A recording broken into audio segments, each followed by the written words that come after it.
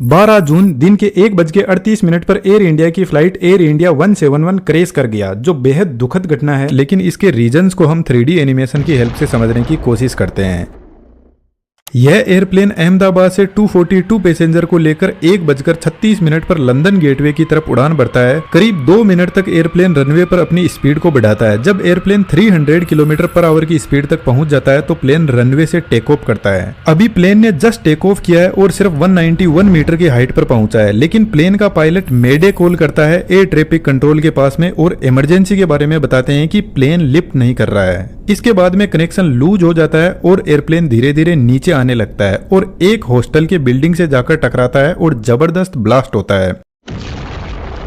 Out of 242 passenger 241 की जान चली गई, बाकी सिविलियंस भी इसमें मारे गए। इस वीडियो की रिकॉर्डिंग के टाइम तक कंफर्म नहीं हुआ है कि कितने लोगों की इसमें जान गई है, लेकिन ब्लास्ट बहुत जबरदस्त था। एयर इंडिया का बोइंग 7878 ड्रीम लाइनर एयरप्लेन काफी लंबी दूरी तय करने वाला था, अहमदाबाद से लेकर लंदन गेटवे की तरफ। तो इसके अंदर फ्यूल टैंक को फुल कर दिया गया। इसके फ्यूल टैंक की कैपेसिटी लगभग 1,26,000 लीटर की है। बेसिकली एयरक्राफ्ट का फ्यूल इसके विंग में ही भरा रहता है और विंग पर ही इंजन लगे रहते हैं। तो जब एयरक्राफ्ट ने उड़ना शुरू किया तो सिर्फ 2 ही मिनट इसने फ्यूल की खपत की और जैसे ही यह ग्राउंड पर आकर स्ट्राइक करता है तो इसमें बचा हुआ फ्यूल जबरदस्त आग पकड़ लेता है, जो एक बड़े धमाके का रीजन बनता है। अभी हमारे पास में कंफर्म न्यूज नहीं है इसके क्रैश के रीजंस की, लेकिन जब एयरप्लेन नीचे आने लगा तो लोगों ने देखा कि इसके इंजन में कहीं पर भी कोई आग नहीं लगी हुई थी, वह परफेक्टली काम कर रहे थे। लेकिन जब भी किसी फ्लाइट का इंजन फेल होता है तो इंजन पीछे की तरफ भयंकर आग को फेंकने लगता है, जिसको अभी हम आगे समझेंगे। लेकिन सबसे पहले हम पॉसिबल रीजंस को समझने की कोशिश करते हैं। फिलहाल जैसे एयरप्लेन रनवे पर खड़ा है, एयरप्लेन के यह विंग्स है और विंग के पीछे साइड में आप देखोगे फ्लैप्स लगे हुए हैं, जो कुछ इस तरीके से एडजस्ट होते हैं और आगे की तरफ लगे हुए स्लेट्स यह भी अपने एंगल को एडजस्ट कर सकते हैं और यही एयरक्राफ्ट को टेक ऑफ और लैंड करवाते हैं। जब इंजन स्टार्ट होता है तो यह आगे से हवा को खींचता है और पीछे की तरफ हाई स्पीड में फेंकने लगता है, जिसकी वजह से एयरक्राफ्ट को आगे की तरफ थ्रस्ट लगेगा और एयरप्लेन रनवे पर दौड़ने लगेगा। लेकिन यह जो कंडीशन है इसमें सिर्फ इंजन की पावर से एयरप्लेन आगे बढ़ रहा है। यदि हमने फ्लैप्स और स्लेट्स को एक्टिवेट नहीं किया तो एयरप्लेन सिर्फ रनवे पर चलता रहेगा, टेक ऑफ ही नहीं कर पाएगा। लेकिन जैसे ही पायलट फ्लैप के एंगल को बढ़ाते हैं, एयरप्लेन धीरे धीरे टेक ऑफ करने लगेगा। इसके पीछे सबसे बड़ा रीजन है इनकी डिजाइन, जो एयरफॉइल मैकेनिज्म को फॉलो करती है। जैसे यह एक एयरफॉइल मैकेनिज्म है, जब हवा इससे टकराती है तो कुछ इस तरीके से आगे निकल जाती है, लेकिन जब हम इसका एंगल बढ़ाते हैं तो अब आप देखोगे कि यह एयरफॉइल के इस पॉइंट पर हवा का जो प्रेशर है वह ज्यादा लगने लगेगा और ऊपर से जो हवा जा रही है वह सीधी निकल जाएगी। तो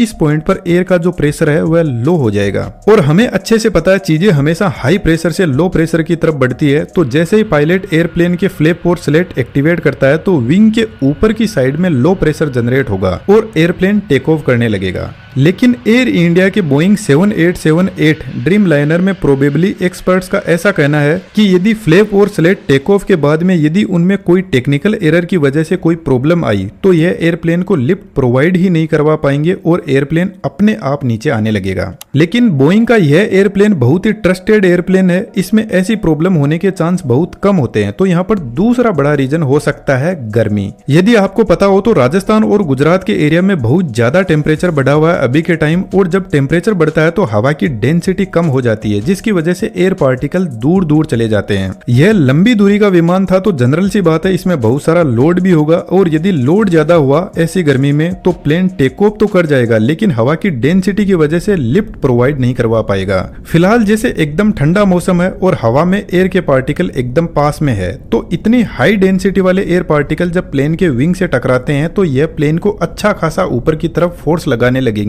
आप इसको ऐसे समझ सकते हो कि यदि 100 किलो का कोई पत्थर है तो या तो उसको 2 आदमी मिलकर उठाएंगे या 100 आदमी मिलकर उठाएंगे। तो जनरल सी बात है जब 100 लोग मिलकर उठाएंगे तो यही तरीका आसान रहेगा। तो यहाँ पर भी जब ज्यादा एयर की डेंसिटी होगी तो प्लेन आसानी से ऊपर की तरफ लिफ्ट करने लगेगा और आसमान में जाने लगेगा। लेकिन गर्मी के टाइम में जो अर्थ का सरफेस होता है वहां पर जनरली हीट ज्यादा होती है और यहाँ पर एयर के पार्टिकल्स होते हैं वह दूर दूर होते हैं। तो जब कम एयर पार्टिकल एयरप्लेन को ऊपर की तरफ फोर्स लगाएंगे तो हो सकता है कि यहाँ पर जो इंजन थ्रस्ट जनरेट कर रहा है वह सफिशिएंट ना हो, और यदि ऐसा हुआ तो इंजन यदि अपनी फुल पावर पर भी चल रहा है तो एयरप्लेन एक तो लोड और सेकंड हवा की लो डेंसिटी की वजह से धीरे धीरे नीचे आने लगेगा। इसलिए जनरली यदि आप नोटिस करोगे इंडिया, दुबई, मेक्सिको जैसी कंट्रीज में रनवे की लंबाई ज्यादा रखी जाती है ताकि प्लेन गर्मी में भी सही से टेक ऑफ कर सके। लेकिन दोस्तों एक इंपॉर्टेंट बात मैं आपको बता देता हूं, एक बार प्लेन के टेक ऑफ करने के बाद में यदि इंजन में कहीं पर भी कोई प्रॉब्लम आती है तो पायलट कुछ भी नहीं कर सकता, उसके कंट्रोल में कुछ नहीं होता है, क्योंकि प्लेन को वापस जल्दी से टर्न देकर रनवे पे नहीं लाया जा सकता। तो यहाँ पर हो सकता है कि यदि कोई बर्ड बाई चांस यदि इंजन में फंस गया हो तो यह भी एक बड़े हादसे का रीजन बनता है, लेकिन इसके चांस कम है। फिर भी हम समझते हैं कि एक बर्ड कैसे इतने बड़े एयरप्लेन को क्रैश कर सकता है।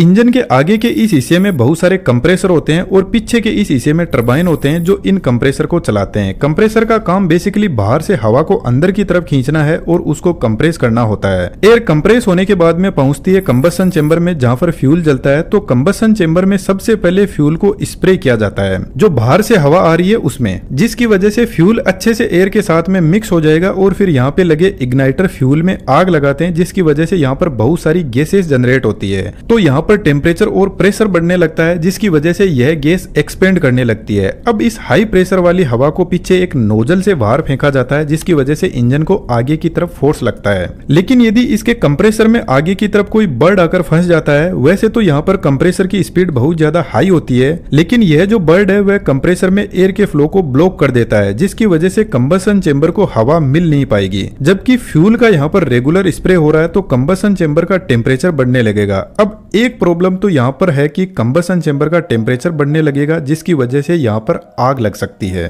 दूसरा रीजन यह है कि फ्यूल को जब प्रॉपरली ऑक्सीजन की सप्लाई नहीं होगी तो वह बिना जला हुआ ही इंजन से बाहर की तरफ निकलने लगेगा और जैसे ही उसको ऑक्सीजन मिलेगी तो वह एकदम से आग पकड़ लेगा। इसी वजह से जनरली यदि कोई बर्ड कंप्रेसर में फंस जाता है तो इंजन में से तेज आग बाहर निकलती है। यह जो प्रॉब्लम होती है इसको कंप्रेसर स्टॉल बोलते हैं, जिसमें कंप्रेसर को प्रॉपर हवा की सप्लाई नहीं मिल पाती है। इसके अलावा दोस्तों एयरप्लेन एक बहुत ही टेक्निकल मशीनरी होता है जिसमें और भी बहुत सारी इंजीनियरिंग काम करती है। तो कहीं पर भी कोई भी फेलियर हो सकता है और इस फेलियर का तभी पता चलेगा जब ब्लैक बॉक्स से फ्लाइट डेटा रिकॉर्डर की हिस्ट्री मिलेगी।